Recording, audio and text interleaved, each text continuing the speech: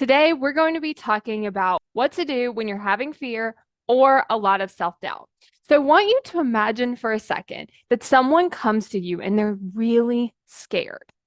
And they're like, you know what? I could not hit my goal. This might not work out.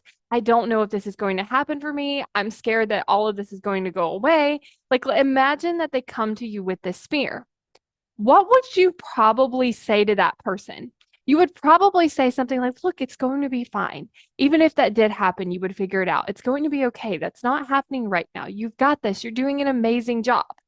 And we would sit there and we would try to calm the person down. But here's what happens in our own brain is our brain's like, hey, just so you know, you should be afraid that you're not going to hit your goal and this might not work out. And then you might lose everything and it's going to be really scary and it's presenting this. And then we're like, yeah, you know what? That's true. You probably can't do it. This is terrible. I don't know how I'm going to do this. I probably can. I can't even believe that I tried. And then we just kind of fuel it up. But I want you to think about why we don't say that to other people. We don't say that to other people because it's not useful for them. It doesn't help them. And it's the same thing with us. When we're feeling afraid, we often just like create more of that fear. We just like fuel it up. It's like if it's a fire, we just like, instead of putting the fire out, we're really just creating these flames to make it so much bigger. And then we're like, I wonder why I'm so afraid. It's because both sides of the conversation are fear, and then here's more fear. Whereas when we're talking to someone else, it's like, here's the conversation of fear. And then we're calming it down. We're not building it back up. We are calming it down.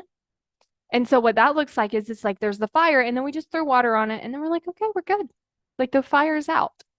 So I want you to practice that with yourself. When you're starting to feel fear, how can you talk to yourself in a way where you're helping to de-escalate the situation instead of escalate it? And it's the same with the self-doubt. Like imagine someone's coming here like, I don't know if I can do this. I don't know if I'm going to hit my goal. I don't know if this is possible for me. What will people think? Oftentimes, you're not going to say to them, you're right, you probably can't do it. This is a terrible idea. Why would you ever try? You might as well just give up now. Like you would never say those things to another person. But then when it comes to ourselves, we're saying those exact things to ourselves. And again, the reason we don't say those things to someone else because it's not useful. It's not helpful. And it's also not useful and helpful to ourselves.